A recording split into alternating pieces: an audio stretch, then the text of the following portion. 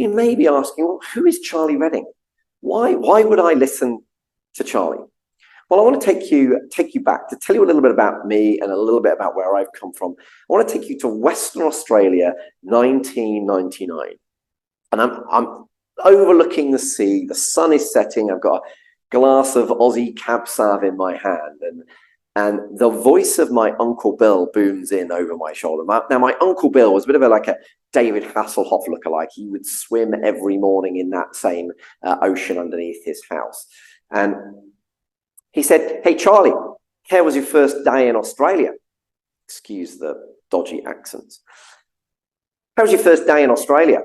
"Oh, Bill, it's been amazing. I mean, it's so different to, seeing here to the Africa I've just traveled around. And it's a million miles from being back at home on the farm. And those houses and that castle that you built and developed and sold, just absolutely incredible. But the thing that's got me really wondering is, you've got this incredible house, but it's surrounded by all of these artifacts from around Australia and around the world. Where did you collect all these from when you've got this successful business?" "Oh, well, Charlie, I take 3 months of every year and I travel around Australia and around the world." 3 months? I thought when we left uni and kind of got a job, you were restricted to sort of 20, 25 days holiday. "Oh, well, Charlie, you work for somebody else's company. They set the rules. You work for your own company. You set the rules." And those words from Uncle Bill were like a seed growing in my mind as I traveled around the globe. And fast forward a year, and you would have seen me in a scene that I could only describe as a bit like the film The Wolf of Wall Street. I'm not sure if you've seen that film, The Wolf of Wall Street, but it's pinstripe suits, it's sell, sell, sell. It's this commission-hungry sales environment. And what I found was, I found myself in the financial services industry really by mistake. But what I discovered was the fact that I loved helping people save their money, save their retirement, protect their family financially, just get their money working harder for them. I loved all that bit. What I hated was this commission-hungry sales culture that I'd fallen into. I remember one day being in that office, and I was kind of really kind of in this dilemma of love the job, hate the sector. And I got a call out of the blue from my mum. And it's all going well. I'm just kind of not sure that I'm in the right thing here, but I'm loving helping the clients. "Uncle Bill?" Yeah, I remember Uncle Bill. He's taken his own life. Because that day, I found out the guy that I'd held in this high esteem, the guy whose words were ringing in my ear when I took that step boldly into the world of financial services as a farmer's son, the guy who had everything, had taken his own life. Have you ever had a time where you knew you needed to make a decision, but you weren't quite sure where it was going to take you? Well, I want to fast forward now to 2011. I'm in the Excel Arena, Docklands, London, and I'm surrounded by 6,000 people. And these 6,000 people are screaming, crying, yelling, because I'm at an event called Unleash the Power Within, which is Tony Robbins' most famous event. And it's made most famous because of the firewalk. So over the course of that 4 days, I walked across burning hot coals. But actually, it wasn't the firewalk that changed my life over the course of those 4 days. It was what gets called the Dickens process. Now, Tony Robbins, I'm sure you're familiar with him, but he's this big 6'7" American guy. He's got teeth bigger than I am.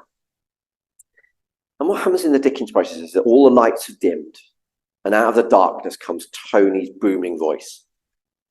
"What decisions have you been making over the last 5 years that have taken you to today? What decisions are you going to make that are going to transform your life 20 years from now?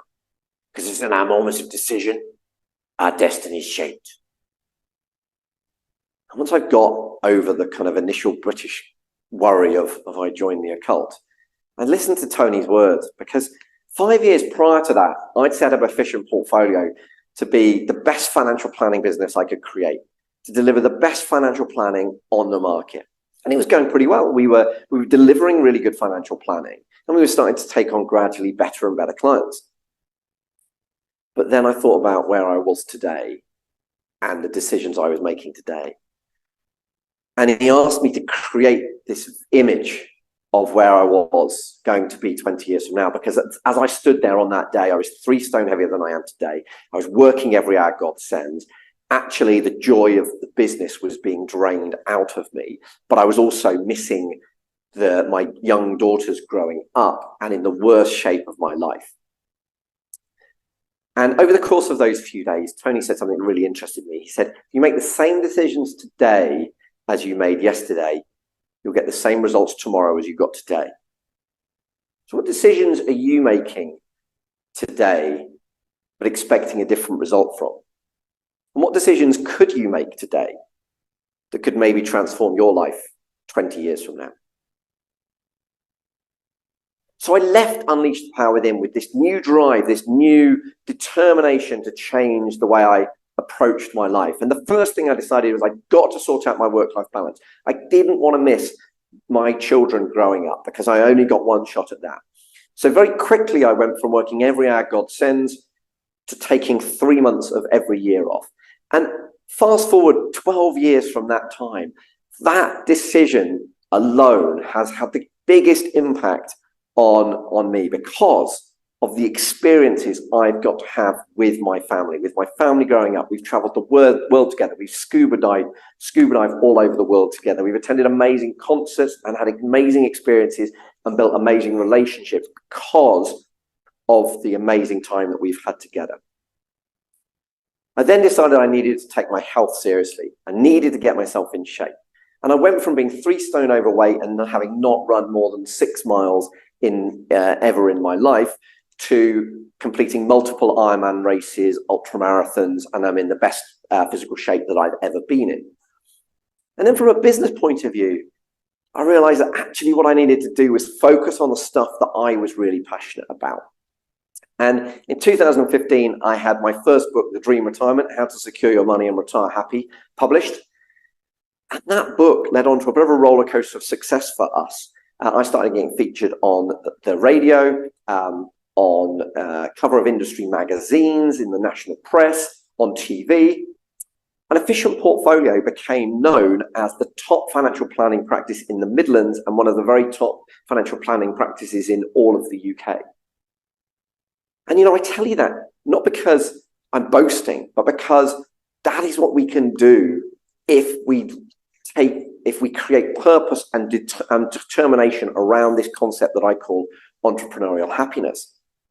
And ultimately, I tell you this because, if I think back to my Uncle Bill, he mastered the science of achievement. He'd achieved so much, and yet he hadn't mastered the art of fulfillment. How he was happy and created happiness in his life.